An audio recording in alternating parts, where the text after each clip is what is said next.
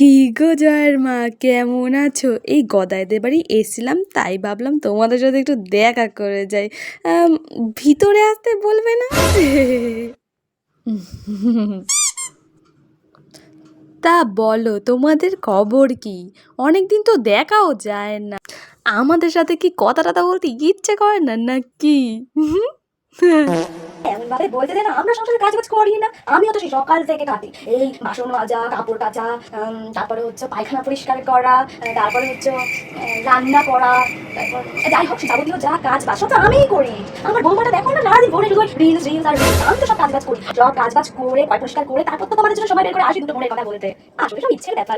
তা তোমাদের বাড়ি এতক্ষণ হলো এলাম, প্রায় 10 মিনিট হয়ে গেল এলাম, একটু চাও বলে না। সত্যি ভাই, তোমাদের বিবেক বুদ্ধিও আছে বলি না। ওই সন্ধ্যাবেলা একটু চা না হলে গল্পটা জমে না। আর শোন না, বলছি আসার সময় তোদের চিনি দেওয়া বিস্কুটগুলো আছে না, ওইগুলো নিয়ে আসিস তো, আমার খুব ভালো লাগে বিস্কুটগুলো।